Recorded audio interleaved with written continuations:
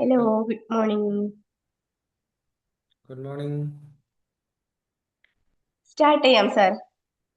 ഒന്ന് ഹോസ്റ്റ് ആക്കാവോ മാഡം? ചെയ്യാം.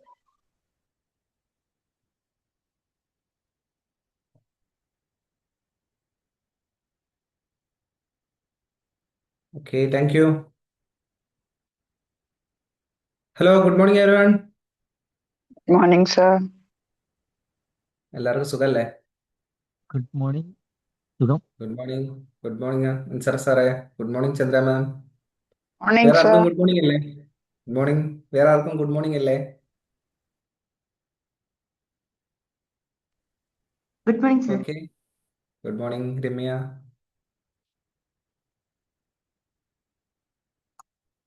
ഇപ്പൊ എല്ലാവരും രാവിലെ എന്നത്തെയും പോലെ നെക്സ്റ്റ് മോർണിംഗ് സെഷനിലേക്ക് വന്നിട്ടുണ്ട് അല്ലേ?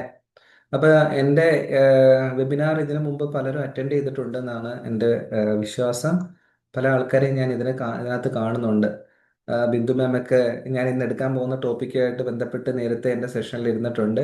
അപ്പം ചില ആൾക്കാർ ഈ ഒരു ടോപ്പിക്കിൽ നേരത്തെ എന്നെ കണ്ടിട്ടുള്ളവര് വീണ്ടും റിപ്പീറ്റേഷൻ ആണെന്ന് തോന്നണ്ട. ഒരുപക്ഷെ നിങ്ങൾക്ക് കുറച്ചും കൂടെ ഐഡിയാസ് ക്ലിയർ ആവാൻ വേണ്ടിയിട്ട് ഒരുപക്ഷെ ഇതിലൂടെ സാധിക്കുമെന്ന് ഞാൻ വിശ്വസിക്കുന്നു. അപ്പൊ നമുക്ക് ടോപ്പിക്കിലേക്ക് പോവാം. എല്ലാവരും റെഡി അല്ലേ? Yes. Ready? sir. Ready, okay ready. Okay, thank you. അപ്പം Good morning sir. Mental retardation. Okay, thank U. Mental retardation in children എന്ന് പറഞ്ഞാൽ എന്താണ്? നമ്മൾ ആദ്യം നിങ്ങളുടെ മൈൻഡിലേക്ക് വരുന്നത് റെസ്പോണ്ട്. ചാറ്റ് വഴി യൂസ് ചെയ്തിട്ട് നിങ്ങൾക്ക് ആൻസർ പറയാം, വോയിസിലൂടെയും പറയാട്ടോ. Children who are mentally challenged, sir. No, they are not able to analyze things as a normal child. Normal child, yeah. വേറെ ഏതെങ്കിലും ഇനി ആർക്കെങ്കിലും പറയാനുണ്ടോ?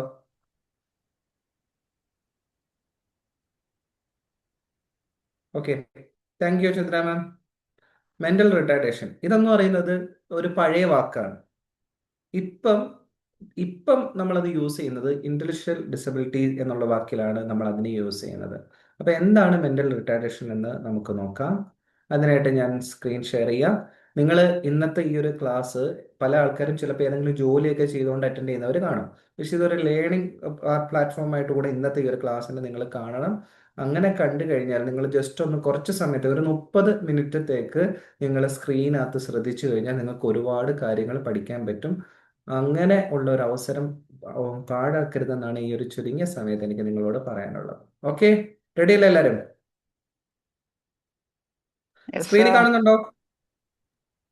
സ്ക്രീൻ കാണുന്നുണ്ട് sir. കാണുന്നുണ്ടോ? Okay, thank you. ഇപ്പൊ ഇന്റലക്ച്വൽ ഡിസബിലിറ്റി ഇൻ ചിൽഡ്രൻ, കുട്ടികളിലെ ഭൗതിക വൈകല്യം അല്ലെങ്കിൽ എന്താണ് എന്നാണ് നമ്മൾ നോക്കാൻ പോകുന്നത്. അതിന് ഫസ്റ്റ് നമ്മൾ അതിന്റെ ഇൻട്രൊഡക്ഷൻ തന്നെ നേരത്തെ ചന്ദ്ര മേഡം പറഞ്ഞു, നോട്ട് എ ഡിസീസ്. ഇതൊരു അസുഖമല്ല. സാധാരണയായിട്ട് നമുക്ക് കാണപ്പെടുന്ന ഡിസീസിനകത്ത് പെടുത്താവുന്ന ഒന്നല്ല ഈ ഇന്റലക്ച്വൽ ഡിസബിലിറ്റീസ് എന്നുള്ളത്. ഇത് limitation in intellectual and social abilities.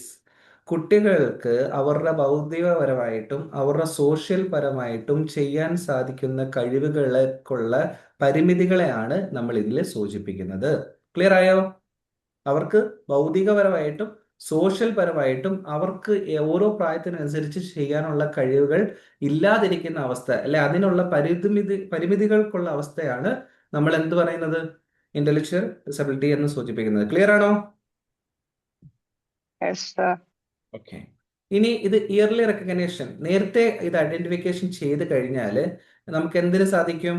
അവർക്ക് കുറച്ച് കൂടുതൽ സപ്പോർട്ട് കൊടുക്കാനും അവരുടെ ലൈഫിൽ അവർ അനുഭവിക്കുന്ന ബുദ്ധിമുട്ടുകളെ കുറച്ചും കൂടെ ക്ലിയർ ആയിട്ട് മനസ്സിലാക്കി അതിനൊന്ന് എക്സ്പീരിയൻസ് ചെയ്തിട്ട് നമുക്ക് കുറച്ച് ഹെൽപ്പുകളൊക്കെ കൊടുക്കാൻ വേണ്ടിയിട്ട് ഇത് ഇയർലി റെക്കഗ്നേഷൻ വഴി സാധിക്കും എന്നുള്ളതാണ്. Next, support needed. പാരൻസിനും അതുപോലെ തന്നെ ഈ കുട്ടികൾക്കും വളരെയധികം സപ്പോർട്ടും ആവശ്യമായിട്ടുള്ള ഒരു കാലഘട്ടമാണ് എല്ലായ്പ്പോഴും. ഇനി വാട്ട് ഈസ് ഇന്റലക്ച്വൽ ഡിസബിലിറ്റി? നമ്മൾ നേരത്തെ പറഞ്ഞു, അത് തന്നെയാണ് ഒന്നുകൂടെ റിപ്പീറ്റ് ചെയ്യാം. Inability to demonstrate age appropriate intellectual and social abilities.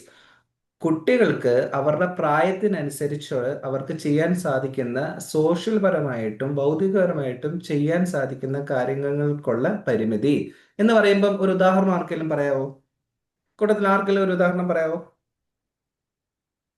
എന്തായിരിക്കും ഈ പ്രായത്തിനനുസരിച്ചിട്ട് അവർക്ക് ഭൗതികപരമായിട്ടും സോഷ്യൽപരമായിട്ടും ചെയ്യാൻ പറ്റുന്ന കാര്യങ്ങൾക്കുള്ള ഒരു പരിമിതി എന്ന് പറയുമ്പം ഏതെങ്കിലും ഒരു റീസൺ പറയാവോ? ചാറ്റ് വഴിയും പറയാട്ടോ.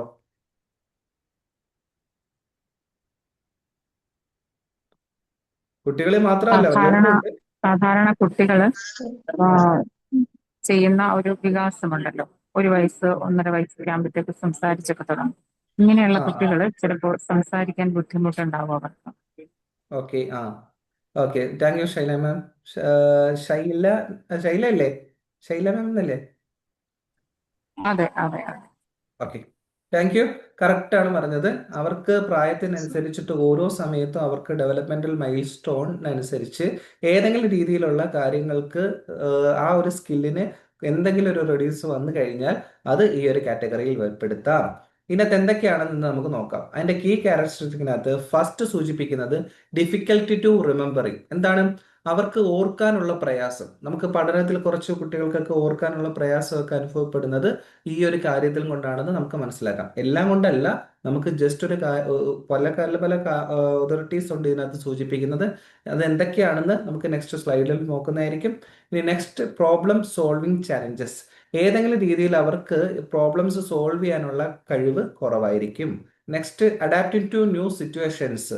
പുതിയ സാഹചര്യങ്ങളോട് അഡാപ്റ്റ് ചെയ്യാനുള്ള കഴിവും അവർക്ക് പൊതുവെ കുറവായിരിക്കും. ഈ 3 കാര്യങ്ങളാണ് ഈ ക്യാരക്ടറിസ്റ്റിക്കിനകത്ത് നമ്മൾ സൂചിപ്പിക്കുന്നത്. ഇനി നെക്സ്റ്റ് നമ്മൾ നോക്കുകയാണെന്നുണ്ടെങ്കിൽ മെഷറിംഗ് ഇന്റലക്ച്വൽ ഡെവലപ്മെന്റ്. എങ്ങനെയാണ് ഇന്റലിജൻഷ്യൽ ഡെവലപ്മെന്റ് നമ്മൾ മെഷർ ചെയ്യുന്നത്? IQ എന്ന് ഞാൻ പറയാതെ തന്നെ എല്ലാവർക്കും അറിയാവുന്നതല്ലേ? IQ, intelligence conscious. IQ അറിയില്ല എല്ലാവർക്കും?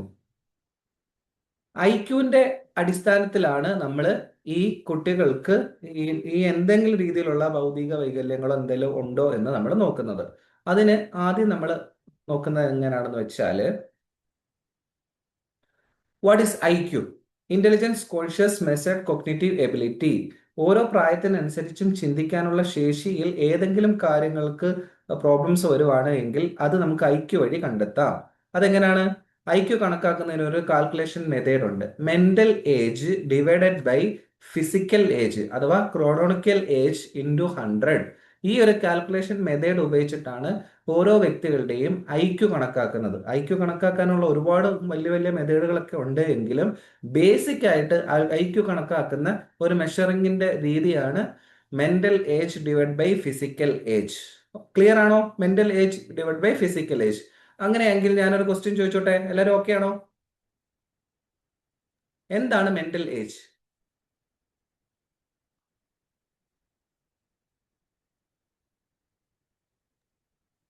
സർ, ഒരു പറഞ്ഞത് വ്യക്തിയുടെ തെറ്റിക്കോട്ടെ, കുഴപ്പമില്ല.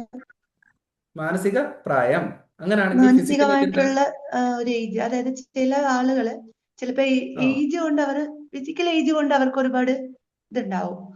എന്താ പറയാ, ഫിസിക്കൽ ഏജ് 25 വയസ്സ് 30 വയസ്സ്. പക്ഷെ മെന്റൽ ഏജ് എന്ന് പറയുന്നത് ആ അതുമായിട്ട് അഡാപ്റ്റബിൾ അല്ലെങ്കിൽ ആ വ്യക്തി ആ. അത്രയും പക്വതയുള്ള ഒരാളായിട്ട് പെരുമാറില്ല എന്നുള്ളതല്ലേ.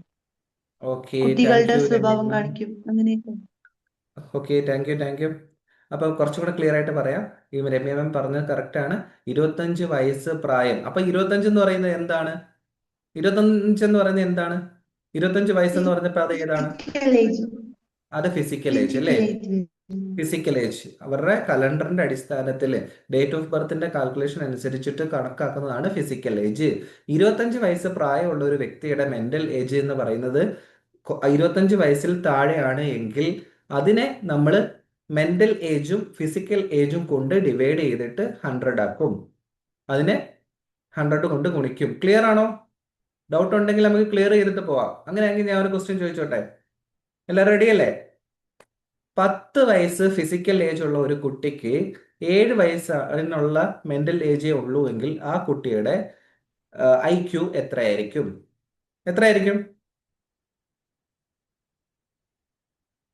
ഫോണിനകത്ത് നോക്കാം, കാൽക്കുലേറ്റ് ചെയ്യാം. എങ്ങനെ വേണമെങ്കിലും നിങ്ങൾക്ക് നോക്കിയിട്ട് പറയാം.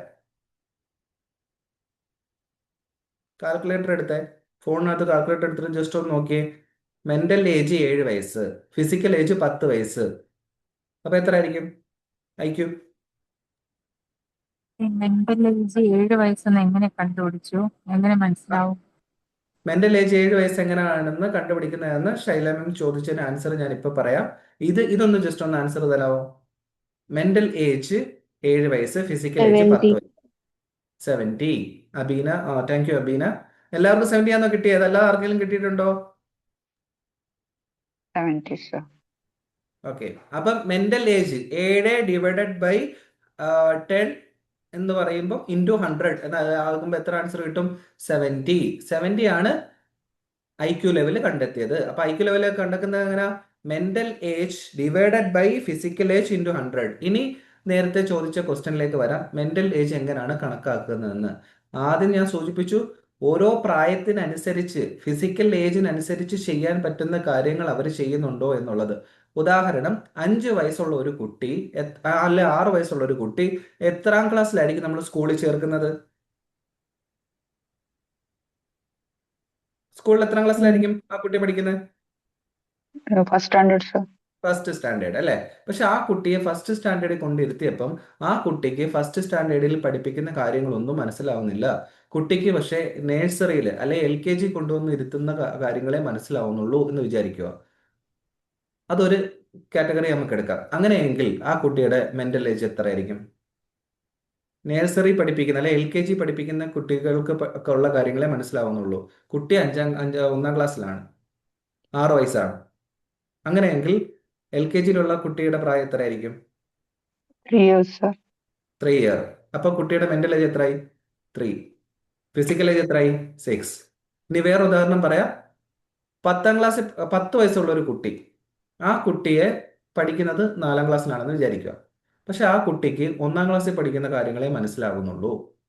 അതിൽ കൂടുതലുള്ള കാര്യങ്ങൾ മനസ്സിലാവുന്നില്ല. 1ാം ക്ലാസ്സിൽ കുട്ടിയെ കൊണ്ടുവന്നിരുത്തിയപ്പം അവിടെ പറയുന്ന എല്ലാ കാര്യങ്ങളും മനസ്സിലായി. പക്ഷെ 5ാം ക്ലാസ്സിൽ കൊണ്ടുവന്നിരുത്തിയപ്പോൾ ഒന്നും മനസ്സിലാവുന്നതുമില്ല. അപ്പൊ ആ കുട്ടിക്ക് എത്രയായിരിക്കും മെന്റൽ ഏജ്? 6. 6. ഫിസിക്കൽ ഏജ് എത്ര? 10. 10. അപ്പൊ ഇത് ഒന്ന് കാൽക്കുലേറ്റ് ചെയ്തേ. 6 ഡിവൈഡ് ബൈ 10 എത്ര വന്നു?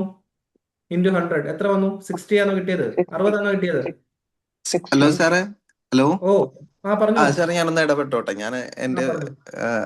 എന്റെ പേര് പ്രശാന്ത് ആണ്, സൈക്കോളജിസ്റ്റ് ആണ്. മെന്റൽ ഏജ് കാണാനായിട്ട് നമുക്ക് വെഷ്ലറിന്റെ ഇന്റലിജൻസ് മെന്റൽ സ്കെയിൽ ഏജ് കാണാൻ വെച്ചിട്ടാണ് വേണ്ടിയിട്ട് പറഞ്ഞോളൂ പ്രശാന്ത്. നമുക്ക് മെന്റൽ ഏജ് ശരിക്കും പ്രൊഫഷണലി നമ്മൾ കാൽക്കുലേറ്റ് ചെയ്യുന്നത് വെഷ്ലർ ഇന്റലിജൻസ് സ്കെയിൽ വെച്ചിട്ടാണ് നമ്മൾ മെന്റൽ ഏജ് കാൽക്കുലേറ്റ് ചെയ്യുക. അപ്പോഴാണ് എന്നിട്ടാണ് നമുക്ക് ഇപ്പൊ എല്ലാവരും ചോദിക്കുന്ന ഒരു ചോദ്യമാണ് how to find out mental age എന്നുള്ളത്. ആ മെന്റൽ ഏജ് ആ സ്കെയിലിൽ കുറച്ച് ക്വസ്റ്റ്യനേഴ്സ് ഉണ്ട്. അപ്പൊ ഈ കുട്ടിയെ കൊണ്ട് നമ്മൾ ആ ക്വസ്റ്റ്യനേഴ്സ് വായിപ്പിച്ച് അതിന് ആൻസർ ചെയ്യിപ്പിക്കും. അപ്പൊ അതിനകത്ത് കിട്ടുന്ന സ്കോറാണ് ആ കുട്ടിയുടെ മെന്റൽ ഏജ്. അത് വെച്ചിട്ട് നമ്മുടെ ക്രോണോളജിക്കൽ ഏജ് വെച്ച് ഡിവൈഡ് ചെയ്തിട്ട് 100 കൊണ്ട് മൾട്ടിപ്ലൈ ചെയ്യുമ്പോൾ നമുക്ക് ഇന്റലിജൻസ് കോഷ്യന്റ് കറക്റ്റ് ആയിട്ട് കിട്ടും. ഇത് ഓക്കെ. സൈക്കോളജിസ്റ്റ് അല്ലെങ്കിൽ സൈക്കാട്രിസ്റ്റ് അല്ലെങ്കിൽ ഏതെങ്കിലും തെറാപ്പീസിൽ അല്ലെങ്കിൽ ഏതെങ്കിലും കൗൺസിലിംഗ് സെന്ററിൽ അവിടെയൊക്കെ പോകുമ്പോൾ നമുക്ക് ഈ ഒരു മെത്തേഡ് കാൽക്കുലേറ്റ് ചെയ്തിട്ട് നമുക്ക് പ്രോപ്പർ ആയിട്ട് IQ ലെവൽ കണക്കാക്കാൻ പറ്റും.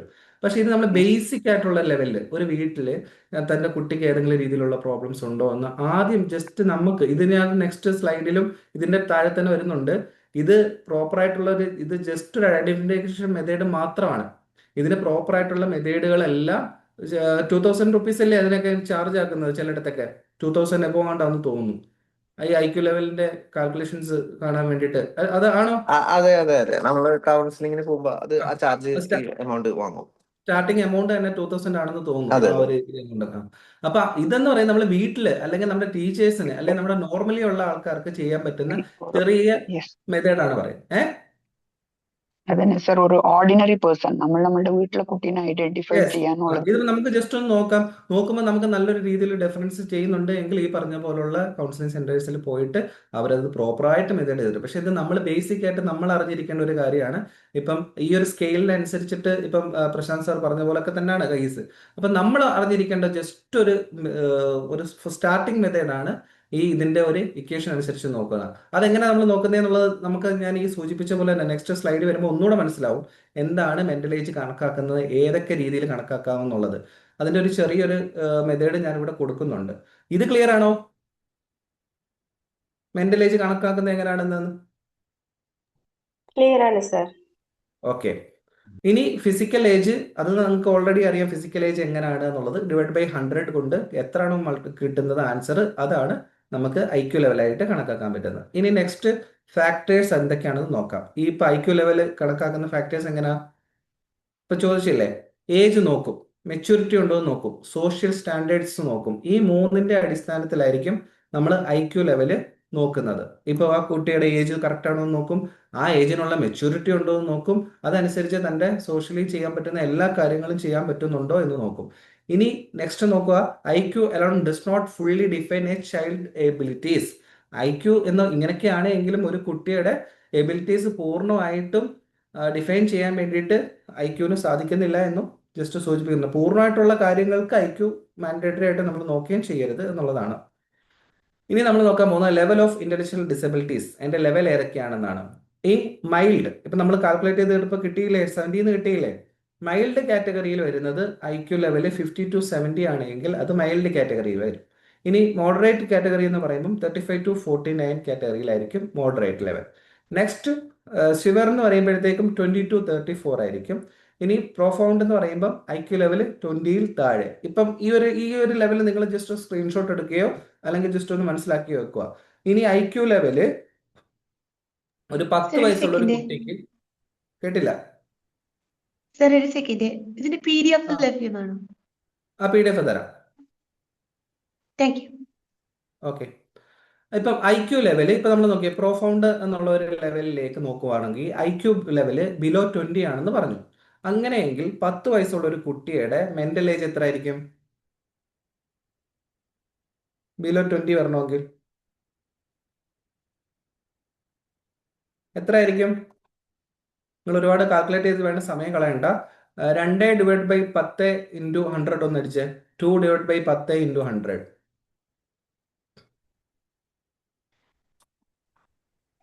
20, sir. 20. അപ്പം മെന്റൽ ഏജ് എത്ര?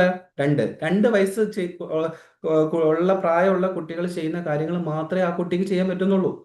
അപ്പം 10 വയസ്സുള്ള ഒരു കുട്ടിക്ക് 2 വയസ്സ് ചെയ്യുന്ന കാര്യങ്ങൾ മാത്രമേ ചെയ്യാൻ പറ്റുള്ളൂ എങ്കിൽ ആ കുട്ടിയുടെ IQ ലെവല് 20 ആയിരിക്കും, അല്ലെ അതിലും താഴെ ആയിരിക്കും. നിങ്ങൾ ചില കുട്ടികളെയൊക്കെ കണ്ടിട്ടില്ലേ, അവർക്ക് മാത്രമായിട്ട് പ്രത്യേകം സ്കൂളുകളൊക്കെ കാണും. അപ്പൊ ആ സ്കൂളുകളിൽ അവരൊക്കെ പഠിക്കുന്നത് ചിലപ്പോൾ 15 വയസ്സ് കാണും, അല്ലെ 18 വയസ്സ് കാണും, 10 വയസ്സ് കാണും. പക്ഷെ അവരിപ്പോൾ വളരെ കുട്ടികളെ പോലെ ആയിരിക്കും പെരുമാറുന്നത്. അവരുടെ ഓരോ കാര്യങ്ങൾ ചെയ്യാനായാലും പ്രാഥമിക കാരണങ്ങളായാലും എല്ലാം ചെയ്യാൻ വേണ്ടിയിട്ട് എപ്പോഴും പാരൻസോ ആൾക്കാരൊക്കെ അതിന് വേണ്ടിയിട്ട് സപ്പോർട്ടായിട്ടുണ്ട്. കണ്ടിട്ടില്ലേ? അവർക്ക് വേണ്ടി പ്രത്യേകം വണ്ടികളും സ്കൂളിലൊക്കെ കാണും. നിങ്ങൾ എല്ലാവർക്കും അറിയാവുന്നില്ല, നമ്മുടെ സൊസൈറ്റിയിൽ ഒരുപാടിടത്തുണ്ട് അങ്ങനെ. ഓക്കെ അല്ലേ? Is it clear? Okay. Yes, sir. Yes. ഇനി നമ്മുടെ ഡെവലപ്മെന്റൽ മൈൽ സ്റ്റോൺ, കുട്ടികളുടെ മൈൽ സ്റ്റോൺ കൂടെ നോക്കണം. എന്തൊക്കെയാണ് ഓരോ സമയത്തും കുട്ടികൾ ചെയ്യുന്ന കാര്യങ്ങൾ എന്തൊക്കെയാണ്? നേരത്തെ ഒരു സ്കെയിലിന്റെ കാര്യം ഇവിടെ പ്രശാന്ത് സാർ സൂചിപ്പിച്ചില്ലേ? അതേപോലെ തന്നെ നമ്മൾ കുട്ടികൾക്ക് ഓരോ സമയത്തും അവർ ചെയ്യുന്ന കാര്യങ്ങൾ എന്തൊക്കെയാണെന്ന് നമുക്ക് നോക്കാൻ പറ്റും. ഇത് 4 വയസ്സ് വരെയുള്ള കുട്ടികളുടെ കാര്യങ്ങളാണ് നമ്മൾ നോക്കുന്നത്. അതിനകത്ത് 0 to 6 months, 6 മാസത്തിൽ താഴെയുള്ള കുട്ടികൾക്ക് ഒരുപാട് കാര്യങ്ങളുണ്ട് എങ്കിലും ബേസിക് ലെവൽ 30 മിനിറ്റ് മാത്രമേ നമുക്ക് ടൈം ഉള്ളതുകൊണ്ട് ബേസിക് ആയിട്ടുള്ള കാര്യങ്ങളായിരിക്കും ഇവിടെ പറഞ്ഞു പോകുന്നത്. ഒന്നാമത്തത് സ്മൈൽസ് അറ്റ് മദർ ഫേസ്. 6 മാസത്തിൽ താഴെയുള്ള കുട്ടികൾ ചെയ്യുന്ന കാര്യങ്ങൾ എന്തൊക്കെയാണ്? അമ്മയെ കണ്ടു കഴിഞ്ഞാൽ ചിരിക്കുന്നത്, കഴുത്തുറയ്ക്കുന്നത്, കമന്നു വീഴുന്നത്, ഇതൊക്കെ നിങ്ങൾക്ക് അറിയാമല്ലോ. 6 മാസത്തിൽ താഴെയുള്ള കുട്ടികൾ എന്തൊക്കെയായിരിക്കും പ്രോപ്പർ സമയത്ത് ചെയ്യുന്ന കാര്യങ്ങൾ അറിയാമല്ലോ. അമ്മയെ കണ്ടു കഴിഞ്ഞാൽ ചിരിക്കും, അതുപോലെ തന്നെ കഴുത്തുറയ്ക്കുന്നതായാലും കമന്നു വീഴുന്നതായാലും. നോർമലി കമന്നു വീഴുന്ന സമയം എത്രയാണ്? കുട്ടികൾ കമന്നു വീഴുന്ന സമയം എത്ര? ഏത് മാസം ആകുമ്പോഴാണ്? ഇതിനകത്ത് പാരന്റ്സ് ആരും ഇല്ലേ? 3 months. ആ, After 3 months. ചിലപ്പോൾ 3 months അല്ലെ 4 months അല്ലെ 5 months ഒക്കെ വരും. ചിലപ്പോൾ 8 Yes. മാസമായിട്ടും അല്ലെ 9 മാസമായിട്ടും കഴുത്തുറക്കുന്നില്ല എങ്കിൽ, ആ ഒരു കുട്ടിക്ക് കഴുത്തുറക്കുന്നില്ല എങ്കിൽ എന്തായിരിക്കും പ്രോബ്ലം? 8 മാസമായിട്ടും സ്വന്തം അമ്മയുടെ മുഖത്ത് നോക്കിയിട്ട് കുഞ്ഞിന് ചിരിക്കാൻ പറ്റുന്നില്ല എങ്കിൽ എന്തായിരിക്കും പ്രശ്നം? അത് നമ്മൾക്ക് ഈ മെന്റൽ ഏജിന് എന്തോ ഒരു പ്രോബ്ലംസ് ഉണ്ടെന്ന് മനസ്സിലാക്കാം. ഫിസിക്കൽ ഏജ് 6 മാസം അല്ലെ 8 മാസം, പക്ഷെ മെന്റൽ ഏജ് അന്ന് കുട്ടിക്ക് എന്തോ ഒരു പ്രോബ്ലം ഉണ്ടെന്ന് നമുക്ക് മനസ്സിലാക്കാൻ പറ്റും. ഇനി 6 to 12 months, 6 മുതൽ 12 മാസം വരെയുള്ള കുട്ടികൾക്ക് ചെയ്യാൻ പറ്റുന്ന കാര്യങ്ങൾ എന്തൊക്കെയാണെന്ന്. 10 to സൗണ്ട് കേട്ടാൽ തിരിഞ്ഞു നോക്കുക. അതുപോലെ തന്നെ ഒരു കയ്യിലിരിക്കുന്ന ഒബ്ജക്റ്റിനെ മറു കൈയിലേക്ക് വെക്കുക. നമ്മൾ കളിപ്പാട്ടമൊക്കെ അങ്ങോട്ടും ഇങ്ങോട്ടും മാറ്റി മാറ്റി കളിക്കത്തില്ലേ കുഞ്ഞുങ്ങളൊക്കെ? അതൊക്കെ ചെയ്യുന്നത് ഈ ഒരു 6 മുതൽ 12 മാസം വരെയുള്ള സമയത്താണ്. ചെറിയ ചെറിയ 1-2 വാക്കുകളൊക്കെ സംസാരിക്കാൻ തുടങ്ങുക, അമ്മ എന്നുള്ള വാക്കുകളൊക്കെ ഇങ്ങനെ സ്റ്റാർട്ട് ചെയ്യാൻ തുടങ്ങുക. അപ്പം അതൊക്കെ ഒരു 12 മാസത്തിൽ താഴെയുള്ള സമയമാണ്. ഇത് പ്രോപ്പറായിട്ട് ചെയ്യേണ്ട സമയത്ത് കറക്റ്റായിട്ട് നടക്കണം. അതിലെന്തെങ്കിലും പ്രോബ്ലംസ് ഉണ്ടോ എന്ന് നമ്മൾ നോക്കുക. നെക്സ്റ്റ് 1 to 2 ഇയർ, 1 വയസ്സ് മുതൽ 2 വയസ്സ് വരെയുള്ള കാര്യങ്ങൾ, അതിന് ചെറിയ രീതിയിൽ നടക്കാൻ തുടങ്ങും, നിൽക്കാൻ തുടങ്ങും. അതുപോലെ തന്നെ നമ്മുടെ ബോഡി പാർട്സുകളൊക്കെ തിരിച്ചറിയാൻ തുടങ്ങും. 1 വയസ്സല്ലേ 1.5 വയസ്സായ കുട്ടികളുടെ അടുത്തൊക്കെ ചിലർ നമ്മൾ ചോദിക്കത്തില്ലേ, മോളെ കണ്ണെവിടെ എന്നൊക്കെ ഇങ്ങനെ തൊട്ട് കാണിക്കത്തില്ലേ, ചെവി എവിടാ, അതേപോലെ മൂക്കെവിടാ എന്നൊക്കെ നോക്കുമ്പോൾ ഇങ്ങനെ കുഞ്ഞുങ്ങൾ ഇങ്ങനെ കാണിക്കത്തില്ലേ.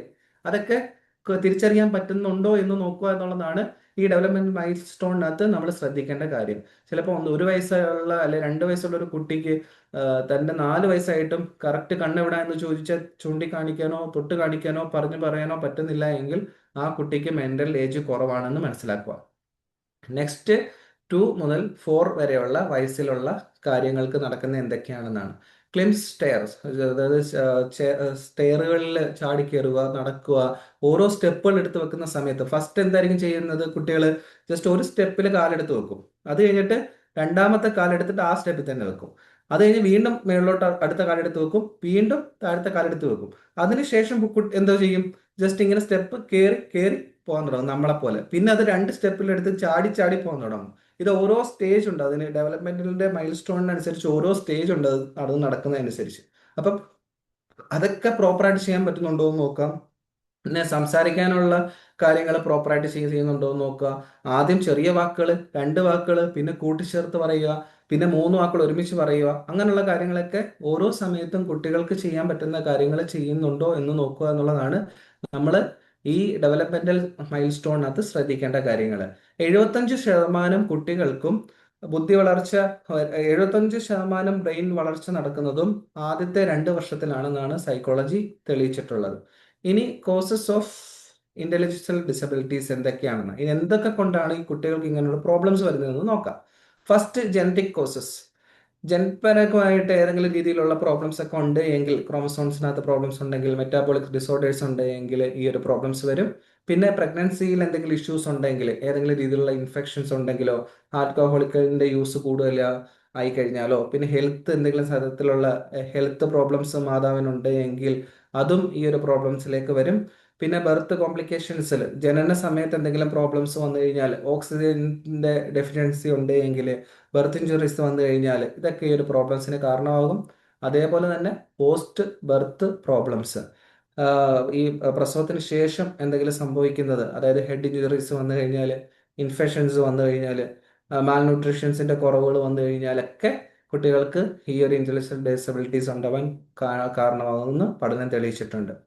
ഇനി ഇതെങ്ങനെ ഡിറ്റക്ഷൻ ചെയ്യാം, ട്രീറ്റ്മെന്റ് ചെയ്യാം, സപ്പോർട്ട് ചെയ്യാം എന്നുള്ളതാണ് നോക്കാൻ പോകുന്നത്. അതിനകത്ത് ഫസ്റ്റ്, ഇയർലി ഡിറ്റക്ഷൻസ്. നേരത്തെ സൂചിപ്പിച്ച പോലെ തന്നെ നമ്മൾ ഏതെങ്കിലും തരത്തിലുള്ള പ്രോബ്ലംസ് ഉണ്ട് എങ്കിൽ അത് ഐഡന്റിഫൈ ചെയ്യാൻ വേണ്ടിയിട്ട് പ്രഗ്നൻസി ആയിരിക്കുന്ന സമയത്ത് തന്നെ നമുക്ക് പലതരത്തിലുള്ള സ്ക്രീൻ ടെസ്റ്റ് വഴിയും നമ്മൾക്ക് ഡോക്ടേഴ്സിന് അത് ഐഡന്റിഫൈ ചെയ്യാൻ പറ്റുന്നതാണ്. പിന്നെ എക്സ്പെർട്ട് ഹെൽപ്പ്, സൈക്കാട്രിസ്റ്റിന്റെ ഹെൽപ്പുകൾ നോക്കാം, പീഡിയാട്രീഷ്യന്റെ ഹെൽപ്പുകൾ വഴി നമുക്ക് ട്രീറ്റ്മെന്റ് ചെയ്യാം, സൈക്കോതെറാപ്പിസ്റ്റിന്റെ ഹെൽപ്പുകൾ വഴി ട്രീറ്റ്മെന്റ് ചെയ്യാം.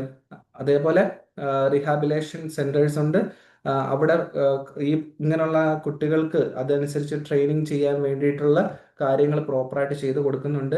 അങ്ങനെയുള്ള ഏരിയാസിൽ അതേപോലെ ബുദ്ധിമുട്ട് അനുഭവിക്കുന്ന കുട്ടികളെ നമ്മൾ കൊണ്ടുവന്നാക്കുക, അവർക്ക് വേണ്ട സപ്പോർട്ട് കൊടുക്കുക. സ്പെഷ്യൽ സ്കൂളുകളൊക്കെ ഉണ്ട്, അവർക്ക് എന്താണോ അവിടെ ആ കുട്ടികൾക്ക് അവിടെ അവരുടെ പ്രോബ്ലംസ് എന്താണെന്ന് മനസ്സിലാക്കിയിട്ട് അതിനു വേണ്ടിയിട്ടുള്ള കാര്യങ്ങളെല്ലാം ഇങ്ങനെയുള്ള സ്കൂളുകളിൽ അവർ പഠിപ്പിക്കുന്നുണ്ട്. പിന്നെ disability cannot be completely reversed, അതായത് ഒരിക്കലും ഈ ഒരു ഡിസബിലിറ്റി നമുക്ക് പൂർണ്ണമായിട്ടും ചികിത്സിച്ച് മാറ്റാൻ പറ്റുന്ന ഒന്നല്ല. പക്ഷെ അവരുടെ ലൈഫിൽ അവർ അനുഭവിക്കുന്ന ബുദ്ധിമുട്ടുകൾ കുറേയൊക്കെ മാറ്റിക്കൊണ്ടുവരാൻ നമുക്ക് പറ്റും എന്നുള്ളതാണ് ഇതിന്റെ ഒരു പ്രധാനപ്പെട്ട ഒരു കാര്യം. നമ്മൾ നോക്കിയാൽ മനസ്സിലാവും. ചിലപ്പം ഈ ഫിസിക്കൽ ഏജും ഒക്കെ കണക്കാക്കുന്നതിനകത്ത് ഓരോ സ്റ്റെപ്പുകളുണ്ട്.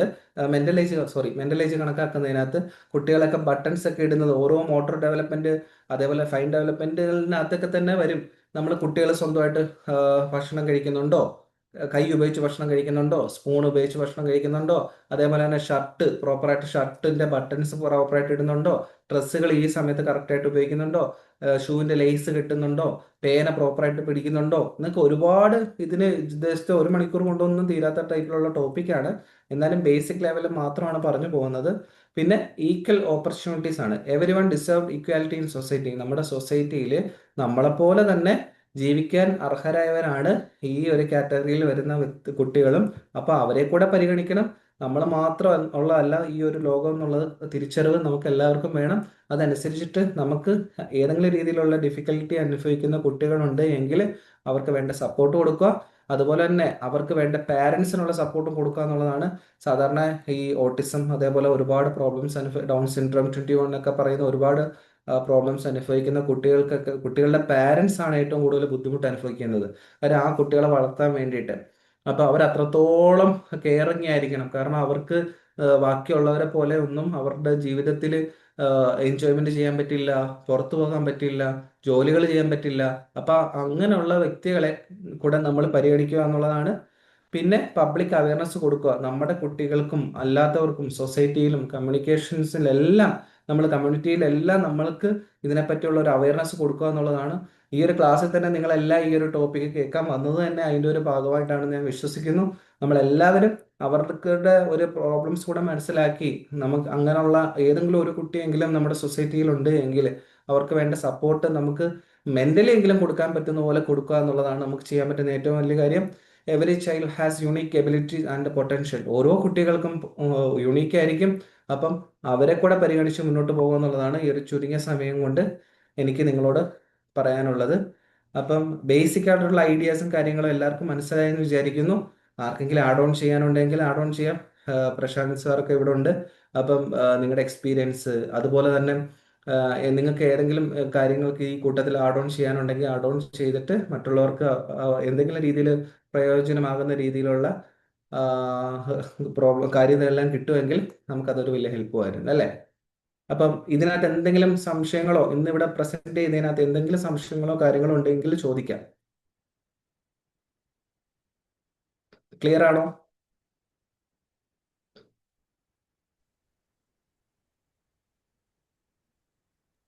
ക്ലിയർ ആണ് സർ. ഞാൻ എന്തായാലും PDF ഞാൻ ഗ്രൂപ്പിൽ ഷെയർ ചെയ്തേക്കാം കേട്ടോ.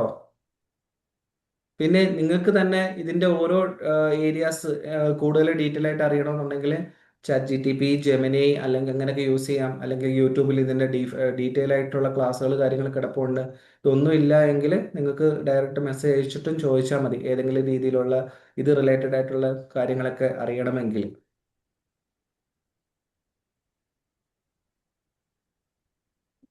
Okay sir, thank you very much. Very well presented. ഇത് സർ ബേസിക് ആയിട്ടുള്ള കാര്യങ്ങൾ നല്ല രീതിയിൽ മനസ്സിലാക്കി തന്നു. ശരിക്കും ആ മെന്റൽ ഏജ് കാൽക്കുലേഷൻ ഒക്കെ as A general information, technically നമുക്ക് അതിന്റെ സ്കെയിലൊക്കെ ഡിഫറെന്റ് ആയിരിക്കും. പക്ഷെ ആ മെന്റൽ ഏജ് മനസ്സിലാക്കാനും ലൈക്ക് ഐഡന്റിഫൈ ചെയ്യാൻ എത്രയും നേരത്തെ ഇത് ഐഡന്റിഫൈ ചെയ്യുന്നത് നല്ലതായിരിക്കും.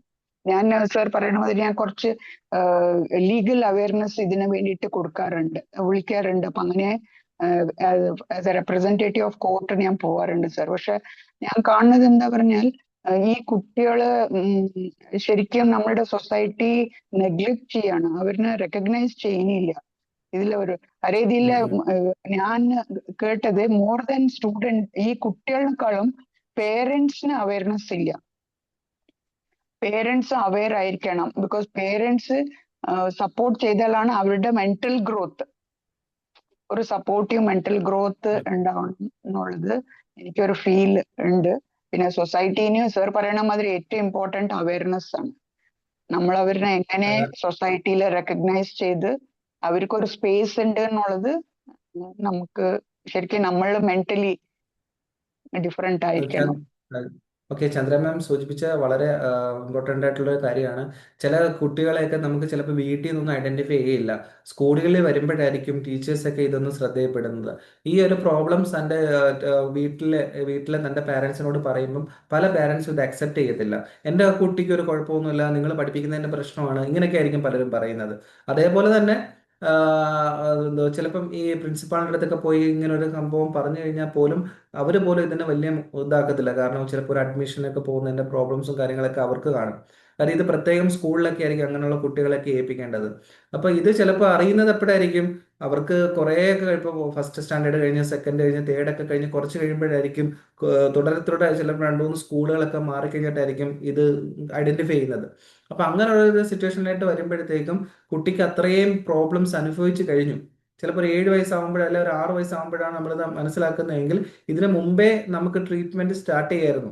അതിന് വേണ്ടിയിട്ടുള്ള എബിലിറ്റീസിന് വേണ്ടിയിട്ടുള്ള എല്ലാ കാര്യങ്ങളും ചെയ്യായിരുന്നു. പക്ഷെ ഇത് പലയിടത്തും ഒരു അവയർനെസ് ഇല്ല എന്നുള്ളതാണ്. സ്റ്റേജ് കഴിയുമ്പോഴാണ് അത് പൂർണ്ണമായിട്ട് മനസ്സിലാക്കുന്നത്. അതുകൊണ്ട് ഈ ഇപ്പം നേരത്തെ സൂചിപ്പിച്ച പോലെ നമുക്ക് നമ്മളിപ്പോൾ ഈ കൂട്ടത്തിൽ എത്ര പേര് കൗൺസിലേഴ്സ് ഉണ്ടെന്ന് എനിക്കറിയില്ല. പക്ഷെ നമ്മളൊരു ബേസിക് ആയിട്ടുള്ള കാര്യങ്ങൾ നമ്മൾ മനസ്സിലാക്കി വെക്കണം. കാരണമായി പാരൻസിനെ പറയുന്നവരുണ്ട്, കാരണമായി പാരന്റേഴ്സിനെ പറയുന്നവരും ഉണ്ട് എന്നുള്ളത്. ഇതൊരു പാരന്റിങ്ങിന്റെ പ്രോബ്ലം കൊണ്ടല്ല കേട്ടോ. പാരന്റിങ്ങിന്റെ പ്രോബ്ലം കൊണ്ട് ഈ ഒരു അസുഖം ഈ ഒരു പ്രോബ്ലംസ് വരില്ല എന്നുള്ള കാര്യം മനസ്സിലാക്കുക. പക്ഷേ നമ്മൾ ശ്രദ്ധിക്കേണ്ട മെയിൻ കാര്യം, എല്ലാവരും ഇതൊരു കൗൺസിലിങ്ങിനുള്ള ഒരു ഗ്രൂപ്പ് അല്ല. പല ആൾക്കാരും ചിലപ്പോൾ ഇതിനകത്ത് കാണും. അതുകൊണ്ടാണ് ഞാൻ ബേസിക് ആയിട്ടുള്ള ലെവൽ പറഞ്ഞു പോയത്. ഒരുപക്ഷെ കൗൺസിലേഴ്സ് മാത്രം അടങ്ങുന്ന അല്ലെങ്കിൽ സൈക്കോളജിസ്റ്റ് മാത്രം അടങ്ങുന്ന ലെവലാകുമ്പോൾ അത് വേറെ രീതിയിലായിരിക്കും നമ്മൾ ഇതെല്ലാം ഡീറ്റെയിൽ ആയിട്ട് നോക്കുന്നത്. ഇപ്പൊ നമുക്ക് ഒരിക്കലും സൈക്കോളജിസ്റ്റ് അല്ലാത്തവരോ അല്ലെങ്കിൽ സൈക്കാട്രിസ്റ്റിന്റെ ലെവലല്ലാത്തവരോ ഒന്നും ഈ ഇത് പറഞ്ഞു നോക്കിയിട്ട് ഐക്യു കണക്കാക്കിയിട്ട് ജസ്റ്റ് നിങ്ങളുടെ കുഞ്ഞിന് പ്രോബ്ലം ഉണ്ടെന്ന് പറയരുത്. പക്ഷെ നമുക്കൊരു റെഫർ ചെയ്യണമെങ്കിൽ അങ്ങോട്ടേക്ക് റെഫർ ചെയ്യാൻ വേണ്ടിയിട്ട് നമുക്കിത് ഹെൽപ്പ് ചെയ്യും. ഇത് തന്നെ നമുക്ക് ജസ്റ്റ് ഏകദേശം ഒന്ന് നോക്കുമ്പോൾ തന്നെ നമുക്ക് കാൽക്കുലേഷൻ അനുസരിച്ച് നോക്കുമ്പോൾ തന്നെ നമുക്ക് മനസ്സിലാക്കാൻ പറ്റുന്ന ഒരു കേസാണ്. എനിക്ക് പേഴ്സണലി തന്നെ എക്സ്പീരിയൻസ് ഉണ്ട്. ഇതേപോലെ നോക്കിയിട്ട് അവരുടെ ലെവൽ നോക്കിയപ്പോഴത്തേക്ക് ഇതേപോലെ ഐക്യു ലെവൽ വളരെ കുറവായിരുന്നു. അപ്പോൾ അവരത് റെഫർ ചെയ്തപ്പോഴത്തേക്കും അവിടെ ഈ പറഞ്ഞ ടെക്നിക്ക് ഉപയോഗിച്ചിട്ട് നോക്കിയപ്പോൾ ആ ഒരു ലെവലാണ് അവിടെയും കിട്ടിയത്. സർ, ഈ പ്ലാറ്റ്ഫോമിന് അല്ല ഞാനിപ്പോ പറയാൻ പോണത്. എന്റെ അടുത്ത് റിക്വസ്റ്റ് ചെയ്തത്, ബിക്കോസ് ഇവർക്ക് ഒരുപാട് മെഡിക്കൽ എക്സ്പെൻസസ് വരുന്നുണ്ട് സർ. ഇവരുടെ കെയർ എടുക്കാൻ ഒരുപാട് മെഡിക്കൽ എക്സ്പെൻസസ് ഉണ്ട്. അപ്പൊ അവര് എന്റെ അടുത്ത് ഒരു ചോദ്യം ചോദിച്ചത് വന്നിട്ട്, ഇങ്ങനത്തെ കുട്ടികളുടെ പേരൻസ്ക്ക് ഒരു ജോബ് ഓപ്പർച്യൂണിറ്റി, ബിക്കോസ് ഞാൻ അറ്റൻഡ് ചെയ്ത വളരെ ലോ കാറ്റഗറി ആൾക്കാരുടെ വേണ്ടിയിട്ട് ക്ലാസ് എടുത്തതാണ്. അപ്പൊ അവരുടെ ഒരു വേറെ ഒന്നും ചോദിച്ചില്ല sir. Just they are asking me, can you give us a job so that we can meet their expenses. Because society നമ്മൾ കാണുന്നുണ്ട് പല പല പർപ്പസിന് ഡൊനേറ്റ് ചെയ്യുന്നതും ഇതും. ബട്ട് ഈ മാതിരി കാര്യങ്ങൾക്ക് നമ്മൾ സൊസൈറ്റി ഹെൽപ്പ് ചെയ്യുന്നില്ല. So this is one problem faced by these children whose parents are really suffering. Okay, Chandra ma'am സൂചിപ്പിച്ച തന്നെ ഒരു കാര്യം എടുത്തു പറയുകയാണ്. നമ്മുടെ കേരളത്തിൽ മാത്രമല്ല, ഇന്റർനാഷണലി അത്യാവശ്യം വലിയ പേരുള്ള ഒരു സ്ഥാപനം, അതിനെ പേര് ഞാൻ എടുത്ത് പറയത്തില്ല കാരണം നമ്മൾ പബ്ലിക്കലി വന്ന് പറഞ്ഞുകൂടാ. ആ ഒരു സ്ഥാപനത്തിന്റെ മുമ്പ് ഇപ്പൊ അവർ പിന്നെയും കുറേയൊക്കെ മാറി. അവരുടെ സ്ഥാപനത്തിലേക്കുള്ള സ്റ്റാഫുകളുടെ പരസ്യം കൊടുക്കുന്ന സമയത്ത് ശ്രദ്ധിച്ചാൽ നോക്കിയാൽ മതി, മാരീഡ് ആയിട്ടുള്ള വുമൻസിനെ അവർ ചൂസ് ചെയ്യില്ല. കാരണം എന്താണ്? അവർ എടുക്കാത്തതിൻ്റെ മെയിൻ റീസൺ എന്താണ്? അവിടുത്തെ സ്റ്റാഫുകളായിട്ട് ഇങ്ങനെയുള്ള വുമൻസിനെ എടുത്തു കഴിഞ്ഞാൽ അവർ കുട്ടികളാവും, പിന്നെ ദാമ്പത്യ ജീവിതത്തിൽ പല പല പ്രോബ്ലംസ് വരും. അങ്ങനെയുള്ള ആൾക്കാർക്ക് ജോലി കൊടുക്കാൻ ആ ഒരു സ്ഥാപനത്തിലെ വ്യക്തികൾ തയ്യാറില്ല. ആ സ്ഥാപനത്തിൽ ചിലപ്പോൾ ലീവ് എടുക്കും. ചിലപ്പോൾ രാവിലെ കുട്ടിക്ക് സുഖമില്ല എന്ന് പറഞ്ഞു കഴിഞ്ഞാൽ ലീവ് എടുക്കും. നോർമലി പാരൻസ് ആയിട്ടുള്ള വ്യക്തികളെ പോലും പല സ്ഥാപനങ്ങളിൽ എടുക്കാൻ ഇന്നും മടിക്കുന്നുണ്ട്. അത് പലരും ഓപ്പൺ ആയിട്ട് പറയാത്തതാണ്. അങ്ങനെയുള്ള സ്ഥാപനത്തിൽ ആൾക്കാർ ഇതേപോലെ ലേഡീസിനെ ആയാലും ശരി, ജെൻസിനെ പൊതുവെ എല്ലായിടത്തും ജോബ് കിട്ടും. കാരണം ഏറ്റവും കൂടുതൽ ഈ ഒരു പ്രോബ്ലംസ് അനുഭവിക്കുന്ന ലേഡീസാണ്. അപ്പം അവർക്ക് ജോബ് കൊടുക്കാൻ മടിക്കുന്നിടത്ത് ഇതേപോലെ ഒരു കാറ്റഗറിയിലുള്ള പാരൻസിന് ജോബ് കൊടുക്കുന്ന ആൾക്കാർ മുന്നോട്ട് വരില്ല. അപ്പൊ അതിന് എന്താ ചെയ്യേണ്ടത്? അതിന് സത്യത്തില് ഒരുപാട് ആൾക്കാർ തന്നെ ഈ ഒരുപാട് ഓർഗനൈസേഷൻസ് ഉണ്ട്, പലതരത്തിലുള്ള രാഷ്ട്രീയ, സാമൂഹിക, സാംസ്കാരിക സംഘടനകളൊക്കെ പല പാരൻസിനെയും പല ആൾക്കാരെ ഹെൽപ്പ് ചെയ്യുന്നുണ്ട്. അത് വേറെ കാര്യം. പക്ഷെ അതേപോലെ ഇപ്പൊ മാം സൂചിപ്പിച്ച പോലെ തന്നെ എല്ലാ കാര്യങ്ങളും മനസ്സിലാക്കി ഇവർക്ക് സ്പെഷ്യലി ഈ ഒരു പാരൻസിന് ഏതെങ്കിലും രീതിയിലുള്ള ഒരു ഓപ്പർച്യൂണിറ്റീസ് കൊടുക്കാൻ പറ്റുന്ന പോലെ കാര്യങ്ങളൊക്കെ ചെയ്ത് കഴിഞ്ഞാൽ ചിലപ്പം വീട്ടിലെ ജോലികൾ പോലും പ്രോപ്പറായിട്ട് വീട്ടിലിരുന്ന് പോലും ചെയ്യാൻ പറ്റാത്ത പാരൻസ് കാണും. അപ്പൊ അത് മനസ്സിലാക്കി കൊടുക്കാനുള്ള ഒരു സൊസൈറ്റിയെ വാർത്തെടുക്കുക എന്നുള്ളതാണ് നമ്മൾ എല്ലാവരും ശ്രദ്ധിക്കേണ്ടത് എന്നാണ് മാഡം സൂചിപ്പിച്ച പോലെ തന്നെ എനിക്ക് സൂചിപ്പിക്കാനുള്ളത്. Yes sir. ഇനി വേറെ ആർക്കെങ്കിലും എന്തെങ്കിലും കൂട്ടിച്ചേർക്കാനുണ്ടോ? ഞാന് പാരൻസിന്റെ ഇത് പറഞ്ഞത്, പാരൻസിന്റെ പ്രശ്നമല്ല കുട്ടികൾക്ക് അങ്ങനെ വരുന്നത്. പക്ഷേ സമൂഹത്തിൽ ആ അങ്ങനെ എനിക്ക് അനുഭവത്തിൽ ഞാൻ പറയുമ്പോൾ കുട്ടികളെ നമ്മൾ ഇങ്ങനെയുള്ള കുട്ടികളെ നമ്മൾ ചെറുപ്പത്തിൽ വളരെ ചെറുപ്പത്തിൽ മനസ്സിലാവില്ല ചില കുട്ടികളെ കേട്ടോ. ഒരു ഡിസബിലിറ്റി ആയിട്ട് നമുക്ക് അങ്ങനെ തോന്നില്ല. പക്ഷെ ഇവർ സ്കൂളിലേക്ക് ചേർത്തി കഴിയുമ്പോൾ പഠിപ്പിച്ച് കഴിയുമ്പോഴൊക്കെ ചിലപ്പോൾ ചില കുട്ടികളുടെ പഠന വൈകല്യങ്ങളായിട്ട് പെട്ടെന്ന് ചില പാരൻസിന് അത് മനസ്സിലാവില്ല. പക്ഷെ വീട്ടിൽ ഒരുപാട് അനുഭവങ്ങൾ ഓരോരുത്തർ പറഞ്ഞിട്ടും എനിക്കറിയാം. വീട്ടിൽ നമ്മൾ ഈ കുട്ടികളെ കുത്തിയിരുന്ന് പഠിപ്പിക്കുമ്പോൾ ഈ കുട്ടികൾക്ക് അത് മനസ്സിലാവുന്നില്ല. ഇവർ കണ്ണിലേക്ക് തന്നെ നോക്കിയിരിക്കും. എന്ത് നമ്മൾ പഠിപ്പിക്കണം കണ്ണിലേക്ക് നോക്കിയിരിക്കും. കുട്ടികൾക്ക് സത്യാമ്മ പ്രായാവസ്ഥ അങ്ങനെ കാണിക്കും. പക്ഷെ ഈ പാരൻസിന് സപ്പോർട്ട് ഉണ്ടാവില്ല. പാരൻസിന് പറയും, വീട്ടുകാർ പറയും കുട്ടിയെ പഠിപ്പിക്കാത്തതുകൊണ്ടാണ്. നമുക്ക് അങ്ങനെ ഇരുന്ന് പഠിപ്പിക്കാൻ പറ്റില്ല ഇങ്ങനത്തെ കുട്ടികളെ. അപ്പോൾ പഠിപ്പിക്കാത്തതുകൊണ്ടാണ്, പാരൻസ് നോക്കാത്തതുകൊണ്ടാണ്, അങ്ങനെയൊക്കെ ഒരുപാട് അനുഭവങ്ങൾ പറഞ്ഞിട്ടുണ്ട് ഓരോരുത്തർ. അപ്പൊ അവരെ ഈ പാരൻസിന് ഇത് പറഞ്ഞു കൊടുക്കാൻ, അവന് എന്തെങ്കിലും ഇങ്ങനെ ഒരു പ്രോബ്ലം ഉണ്ടാവും, അങ്ങനെ നമുക്ക് നോക്കാം, അങ്ങനെയൊന്നും പറഞ്ഞു കൊടുക്കാൻ എല്ലാവരും ചെയ്യണമെന്നില്ല. ആ ഒരു ഇതിലാണ് ഞാൻ പറഞ്ഞത് പാരൻസിന്റെ. ഓക്കെ.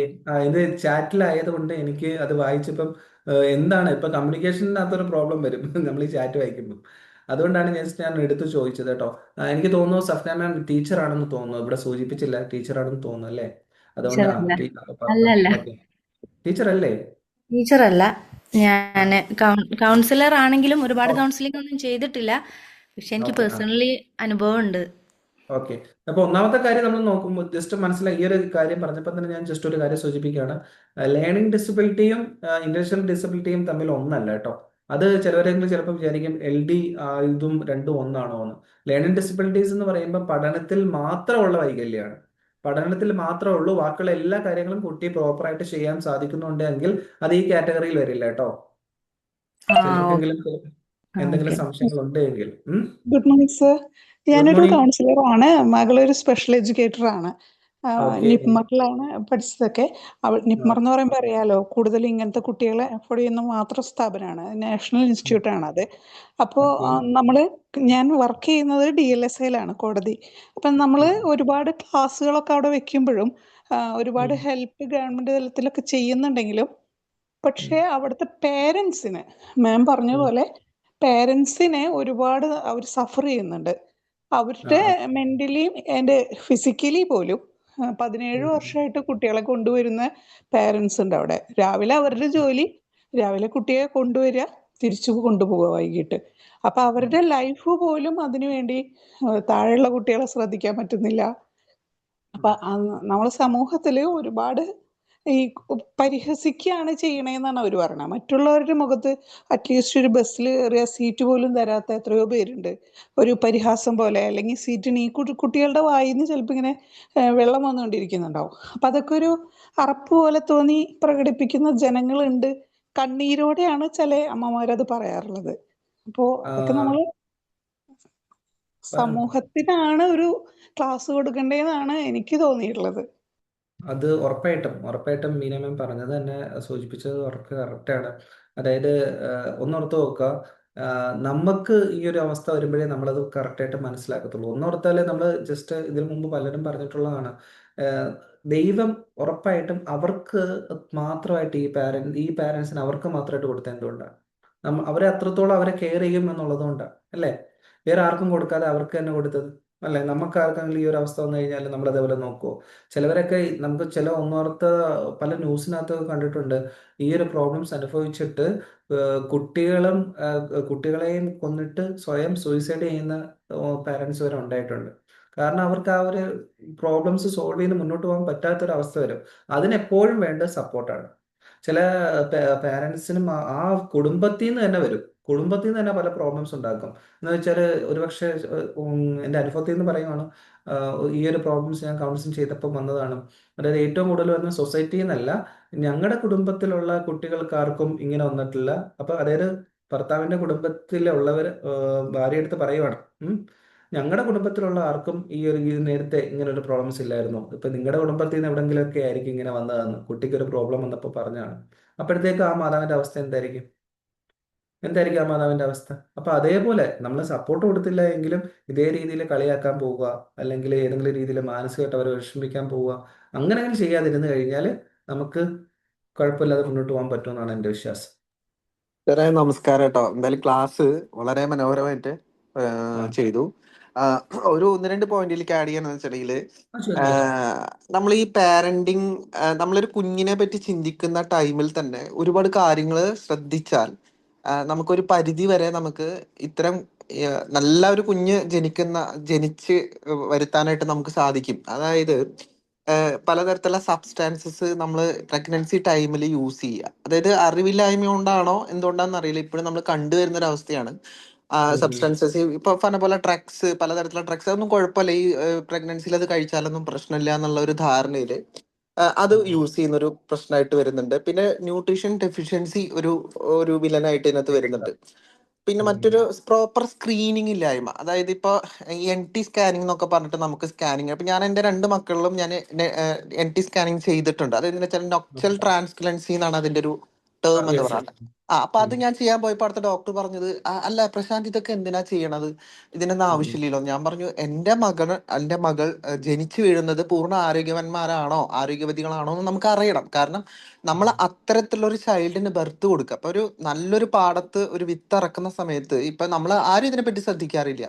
ആ വിത്ത് എന്താ പറയാ, ഫലപുഷ്ടിയുള്ള ഒരു വിത്തായിരിക്കണം, അല്ലാതെ അത് എങ്ങനെയോ ഒരു ഇതായിട്ട് ജനിച്ചിട്ട് കാര്യമില്ല നമുക്ക്. അപ്പൊ നമ്മളെ രക്ഷിതാക്കള് തുടക്കം തൊട്ട് തന്നെ ഒരു നല്ലൊരു തലമുറയെ വാർത്തെടുക്കാൻ വേണ്ടി ഒരുപാട് എഫേർട്ട് എടുത്തിട്ട് വേണം ഒരു ജന്മം നമ്മൾ കൊടുക്കേണ്ടതായിട്ടുള്ളത്. അല്ലാതെ എങ്ങനെയോ സംഭവിക്കേണ്ടതല്ല ഒരു ജന്മം എന്ന് പറയുന്നത്. അത് നമ്മുടെ ഭാരതത്തിന്റെയോ നമ്മുടെ സംസ്കാരത്തിന്റെയോ ഒക്കെ ഒരു മഹത് വ്യക്തികളായിട്ട് മാറേണ്ട ആളുകളാണ് എന്നുള്ള ഒരു കൺസെപ്റ്റിൽ വേണം നമ്മൾ അതിലേക്ക് പ്രവേശിക്കണം. Screening is important.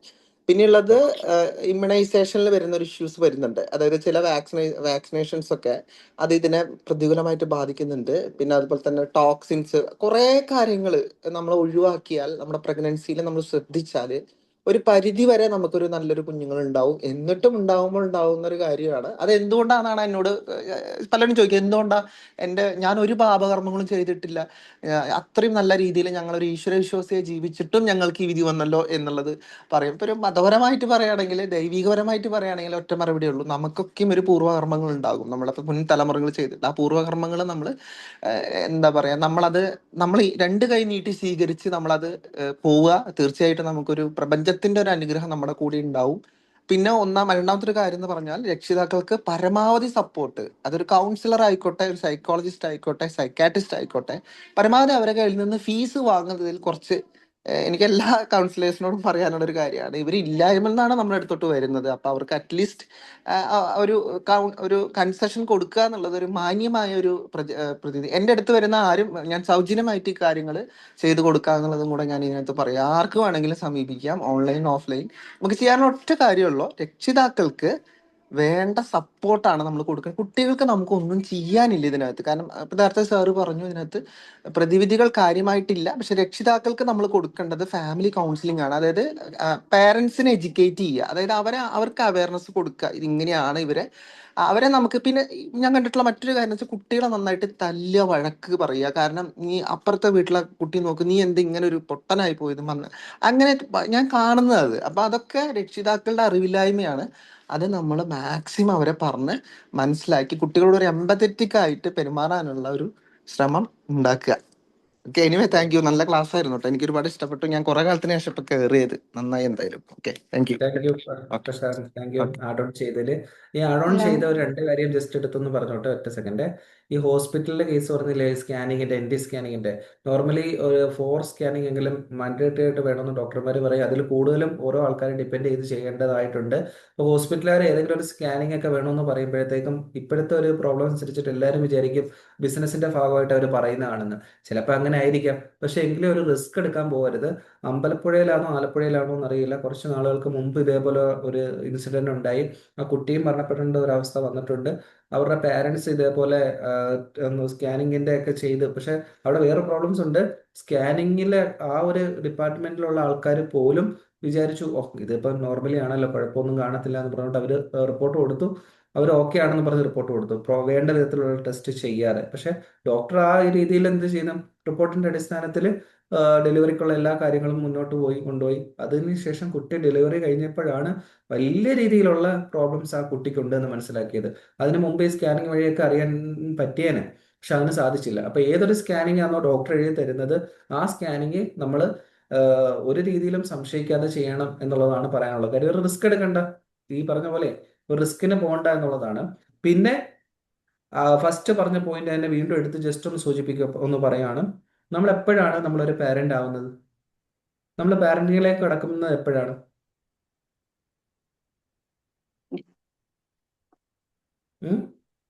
Child bear ചെയ്തു എന്ന് അറിയുമ്പോൾ തന്നെ അതിന്റെ നമ്മുടെ റെസ്പോൺസിബിലിറ്റി തുടങ്ങാണ്.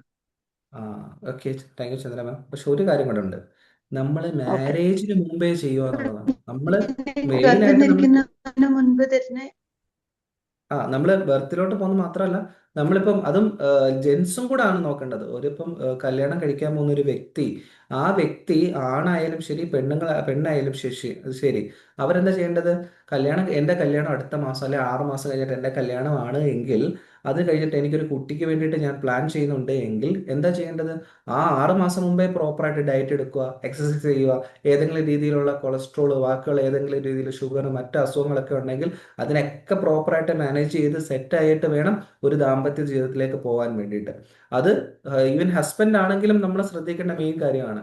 അതിനുശേഷം വേണം നമ്മൾ ബേബിക്ക് വേണ്ടിയിട്ടുള്ള പ്ലാനിങ്ങും കാര്യങ്ങളൊക്കെ ചെയ്യാൻ. ഇവിടെ ബേബി ആയതിനു ശേഷമായിരിക്കും നമ്മൾ ജസ്റ്റ് ബാക്കിയുള്ള ട്രീറ്റ്മെന്റ് കാര്യങ്ങളൊക്കെ സ്റ്റാർട്ട് ചെയ്യുന്നത്. അതല്ല, അതിന് മുമ്പേ നമ്മൾ ഓരോ സ്റ്റെപ്പുകൾ എടുക്കുക. സിഗരറ്റ് വലിക്കുന്നവരാണെങ്കിൽ സിഗരറ്റ് വലി നിർത്തുക, അതേപോലെ തന്നെ മദ്യപിക്കുന്നവരാണെങ്കിൽ മദ്യപാനം നിർത്തുക, ബാക്കിയുള്ള എക്സസൈസ് ചെയ്യുക, ഓയിലി ഫുഡ് ഒഴിവാക്കുക, ഡയറ്റ് കൺട്രോൾ ചെയ്യുക. ഇതൊക്കെ ചെയ്തിട്ട് വേണം സ്റ്റെപ്പായിട്ട് പോകാൻ. അതൊക്കെ പറയാൻ നിന്ന് കഴിഞ്ഞാൽ ഒരുപാട് ഉള്ളതുകൊണ്ട് ഞാൻ ആ ഒരു രീതിയിലേക്ക് പോകുന്നില്ല. പറഞ്ഞോളൂ, ആരാണ് ഇവിടെ സൂചിപ്പിക്കാനായിട്ട് വന്നത്? സർ, ഞാൻ എൻ്റെ ഒരു അനുഭവം പറയാൻ വേണ്ടിയിട്ടാണ്. എൻ്റെ ഒരു എക്സ്പീരിയൻസ് ഷെയർ ചെയ്യാന്ന് മാത്രമേ ഉള്ളൂ. Just okay. ഈ ഓട്ടിസം ഉള്ള വാവകള്, ലേണിംഗ് ഡിസബിലിറ്റി ഉള്ള വാവകളെയൊക്കെ ഇതിന്റെയൊക്കെ ട്രെയിനറാണ് ഞാൻ. അപ്പൊ ഇതെന്താ സംഭവം എന്ന് വെച്ച് കഴിഞ്ഞാല്, ഇവരുടെ പാരന്റ്സിന് പലപ്പോഴും നമ്മൾ പറഞ്ഞു കൊടുത്താൽ പോലും ചിലരുടെ വിശ്വാസം, ഇവര് കമ്പയർ ചെയ്യും കുഞ്ഞുങ്ങളെ. മറ്റു വീട്ടിലെ കുഞ്ഞിനെ പോലെ ആയില്ല, എന്നാലും ഇതിന്റെ പ്രശ്നം ഇതാണെന്ന് പറഞ്ഞു കൊടുത്താൽ പലരും അതെന്താ അവൻ വേറെ കാര്യങ്ങളൊക്കെ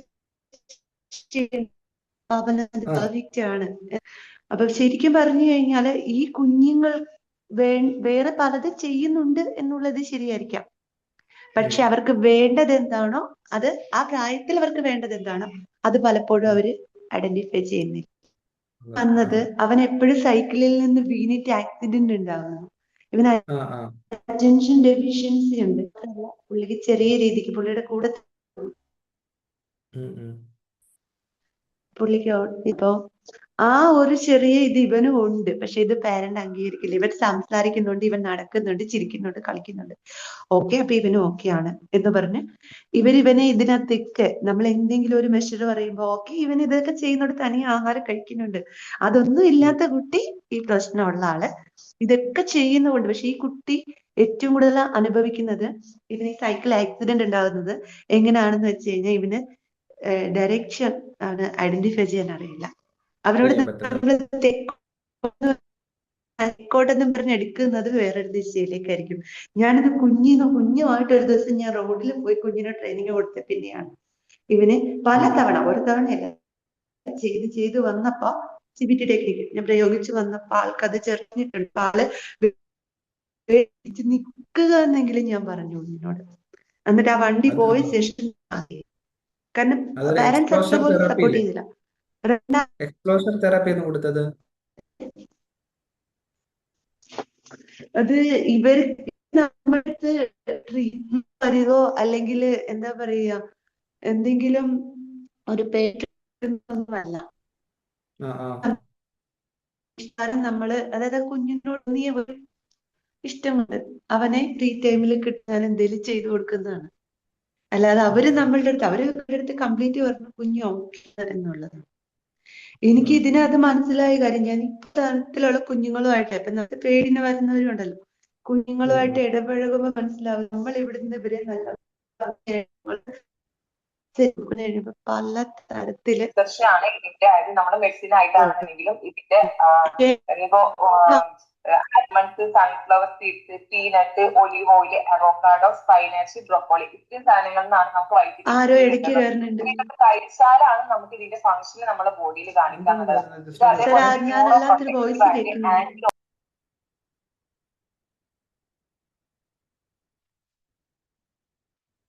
ഓക്കെ, ഇപ്പൊ കേൾക്കാമോ?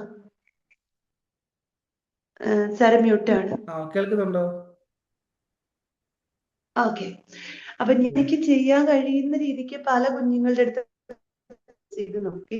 അതിനകത്ത് ഈ ലേണിംഗ് ഡിസബിലിറ്റി ഉണ്ട് എന്ന് പറഞ്ഞ കുഞ്ഞുങ്ങളാണെങ്കിലും ഈ പറയുന്ന ചെറിയ രീതിക്കുള്ള ഓട്ടിസം ആണെങ്കിലും നമുക്കതിനെ അവർക്കൊരു മോഡ് ഉണ്ടാവും പഠിക്കുന്നതിന്. ഇപ്പൊ ഏതോ ഒരു മാം ഇവിടെ ചോദിച്ചു, അവർ കണ്ണിൽ നോക്കിയിരിക്കുന്നത് നമ്മളെ ട്രസ്റ്റ് ചെയ്യുന്നതാണ്.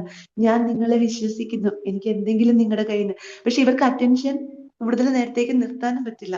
അതുകൊണ്ട് നമ്മൾ പറയുന്ന അതേപടി കിട്ടത്തില്ല. അത് അവർക്കൊരു മോഡ് ഉണ്ടാവും ടീച്ചിങ്ങില്, അവർക്ക് ഇഷ്ടമുള്ള ഒരു പാറ്റേൺ. അതായത് ഒന്നെങ്കിൽ അവർക്ക് വിഷ്വൽ ആയിരിക്കും, അല്ലെങ്കിൽ അവർ ഓരോ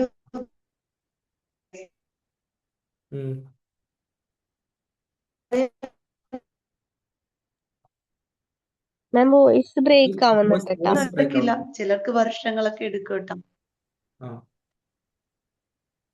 വോയിസ് ബ്രേക്ക് ആണോ?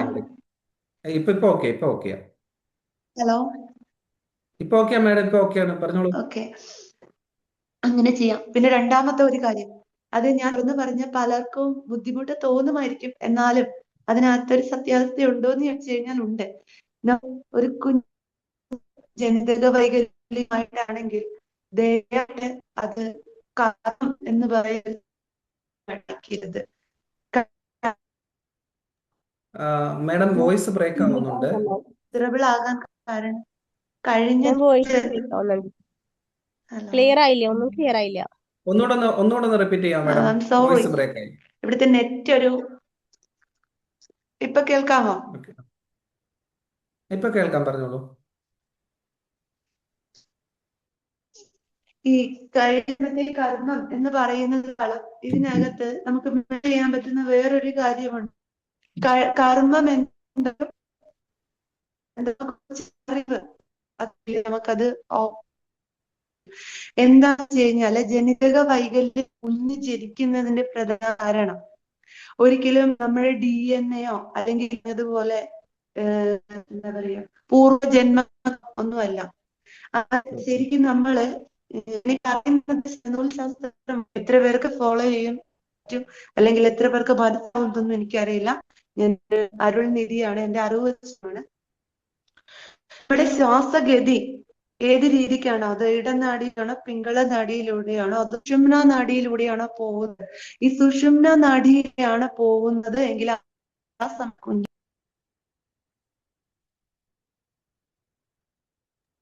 മാം ഒന്നും കേൾക്കുന്നില്ല മാം. മാഡം പറയുന്നത് ക്ലിയർ ആവുന്നില്ല. സജന മാം, എന്തായാലും മാമിന്റെ പേരൊന്ന് നോട്ട് ചെയ്ത് വെച്ചോ. ഒരു മോർണിംഗ് സർക്കിളിൽ അതിന്റെ ഡീറ്റെയിൽ ആയിട്ടുള്ള ക്ലാസ് സജന മാം, അതേപോലെ തന്നെ പ്രശാന്ത് സാർ, ഇവർക്കൊക്കെ എടുക്കാൻ പറ്റുമെന്ന് എനിക്ക് തോന്നുന്നു. Okay okay. അപ്പൊ ഒന്നാമത്തെ ഒരു കേസ് പറഞ്ഞോട്ടെ, ഞാൻ വളരെ ഹാപ്പിയാണ്. കാരണം ഈ ഒരു സെഷനായിട്ട് വന്നപ്പം ഞാൻ വിചാരിച്ചു, മോർണിംഗ് സർക്കിളിൽ എടുക്കാൻ പറ്റുന്ന ഒരു ടോപ്പിക് ആണോ ഇതെന്ന് എനിക്കൊരു ഡൗട്ട് ഉണ്ടായിരുന്നു. പക്ഷെ എന്നാലും ഒന്ന് ഡിഫറെന്റ് ആയിക്കോട്ടെ എന്ന് വെച്ചിട്ട് ഞാൻ അങ്ങ് എടുത്തതാണ്. എല്ലാവരും ഇന്ററാക്ട് ചെയ്തു, അത്യാവശ്യം മാക്സിമം ഒരുപാട് പേര് ഇന്ററാക്ട് ചെയ്തു. അതുപോലെ തന്നെ അവർക്ക് ഇതിനകത്തുള്ള നോളജ്, അവരുടെ എക്സ്പീരിയൻസ് ഒക്കെ അവർ ഷെയർ ചെയ്തു, ആഡ് ഓൺ ചെയ്തു. ഇത് ഉള്ളതെന്ന് പറഞ്ഞാൽ എനിക്ക് എന്നെ സംബന്ധിച്ച് ഒരുപാട് ഹെൽപ്പാണ്. കാരണം ഒരു സെഷൻസ് എൻ്റെ മാത്രമല്ല, നമ്മുടെ എല്ലാവരുടെയും ഒരു സെഷൻസ് ആയിരുന്നു ഇന്ന് ഇവിടെ കഴിഞ്ഞു പോയിട്ടുള്ളത്. സാധാരണ സെഷൻ കഴിയുമ്പോഴത്തേക്കും ബാക്കിയുള്ളൊരു ഫീഡ്ബാക്ക് പറയും, ഇത് ഞാൻ തന്നെ ഫീഡ്ബാക്ക് പറയാം കേട്ടോ. ഇപ്പം സഫ്ന ആയാലും ശരി, അതുപോലെ തന്നെ മീന മാം ആയാലും ശരി, ചന്ദ്ര മാം ആയാലും ശരി, പ്രശാന്ത് സാർ ആയാലും ശരി, രമ്യ മാം ആയാലും ശരി, രഹന മാം ആയാലും ശരി, എല്ലാവരും ഇന്ററാക്ട് ചെയ്തു. ഞാൻ ആരെങ്കിലും പേര് വിട്ടുപോയിട്ടുണ്ടെങ്കിൽ ക്ഷമിക്കണം കേട്ടോ. അപ്പം ഞാൻ സത്യം പറഞ്ഞാൽ 30 മിനിറ്റ് ആയതുകൊണ്ട് 30-നുള്ളിൽ ക്ലിയർ ചെയ്യാം എന്നുള്ളത് വെച്ചിട്ട് തന്നെ ഇരുന്നതാണ്. പക്ഷെ സമയം പോയത് അറിഞ്ഞില്ല. നല്ല രീതിയിൽ ഇന്ററാക്ട് ചെയ്തതുകൊണ്ട് എനിക്കൊരു എനർജി കിട്ടി. അപ്പോൾ ഓരോരുത്തരോടും സ്പെഷ്യൽ താങ്ക്സ് പറയാണ്. പിന്നെ ഇതിനകത്ത് ഏതെങ്കിലും സാഹചര്യം ആർക്കെങ്കിലും സംസാരിക്കാൻ പറ്റാത്ത സാഹചര്യത്തിൽ നിങ്ങൾ ചിലപ്പോൾ ക്ലാസ് കേൾക്കാൻ ഇരിക്കുന്ന ഒരുപാട് ആൾക്കാർ ഈ കൂട്ടത്തിലുണ്ട്. ഇനി ചിലപ്പം ഈ വെബിനാർ ഓൺലൈനിൽ കാണുന്നവരുണ്ട്. അപ്പോൾ എല്ലാവരോടും സ്പെഷ്യൽ താങ്ക്സ് പറയാണ്. പിന്നെ എനിക്ക് ഇങ്ങനെ ഒരു ക്ലാസ് എടുക്കാൻ അവസരം തന്ന വിംബിൾ അക്കാദമിയുടെ ചെയർമാൻ ഫൈസൽ സാറിനോടും അതുപോലെ തന്നെ കോർഡിനേറ്റർ സജിന മാമിനോടും സ്പെഷ്യൽ താങ്ക്സ്. പിന്നെ എന്നെ ഇത്രയും നേരം ക്ഷമിച്ചും സഹിച്ചുമൊക്കെ ഇത്ര നേരം എനിക്ക് വേണ്ടിയിട്ട് ക്ലാസ്സിൽ ഉറക്കമൊഴിച്ചിട്ടിരുന്ന എല്ലാവർക്കും സ്പെഷ്യൽ താങ്ക്സ് പറയാണ്. Thank you. ആർക്കെങ്കിലും എന്തെങ്കിലും ഫീഡ്ബാക്കോ മറ്റു കാര്യങ്ങളോ പറയാനുണ്ടെങ്കിൽ പറയാട്ടോ. Thank you sir. എന്തായാലും നല്ല പ്രസന്റേഷൻ ആയിരുന്നു. പിന്നെ എല്ലാവർക്കും മനസ്സിലാവുന്ന രീതിയിൽ തന്നെ ആയിരുന്നു. സാധാരണക്കാരായിട്ടുള്ള ആൾക്കാർക്കും മനസ്സിലാവുന്ന രീതിയിൽ തന്നെ ആയതുകൊണ്ട് തന്നെ നല്ല ഇൻട്രസ്റ്റിംഗ് ആയിരുന്നു. Thank you so much. Thank you Sajana ma'am. Thank you Rauf sir. അന sir, good morning. Good morning. ഞാൻ സാറിന്റെ ക്ലാസ് ആദ്യമായിട്ടാണ് കേൾക്കുന്നത്. എനിക്ക് ഭയങ്കര സന്തോഷമുണ്ട് അറ്റൻഡ് ചെയ്യാൻ പറ്റിയതിൽ. എന്തായാലും വെരി ഇൻഫോർമേഷൻ ആയിരുന്നു, നല്ല സെഷൻ ആയിരുന്നു. Thank you Ansar sir. Thank you.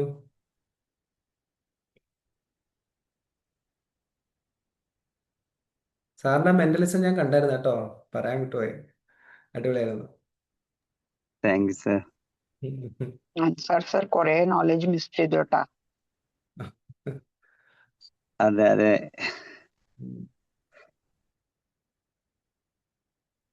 Thank you Nisha ma'am. ചാറ്റിലെ മെസ്സേജ് റീഡ് ചെയ്തു കേട്ടോ. Thank you. ഇപ്പൊ സജന മാം, അപ്പൊ നമുക്ക് വൈൻഡപ്പ് ചെയ്യാല്ലേ? സാർ ഇന്നലെ രാത്രി ഉറങ്ങിയിട്ടില്ല. സാറ് ഖത്തറിന്നല്ലേ ജോയിൻ ചെയ്തിട്ടുള്ളത്? ഖത്തറല്ല, സൗദി. ഇവിടെ ആ, ടൈം sorry. ഇപ്പൊ 4 മണി ആയതേ ഉള്ളൂ. ആ, അപ്പൊ അവിടുത്തെ ശരി. ഇവിടുത്തെ സമയം തമ്മിൽ കുറച്ച് വേരിയേഷൻ ഉണ്ട്.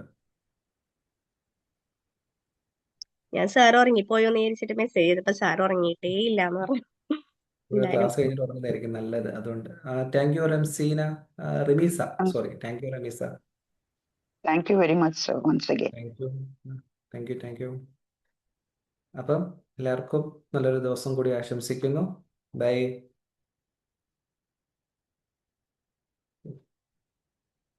It's a good day for all.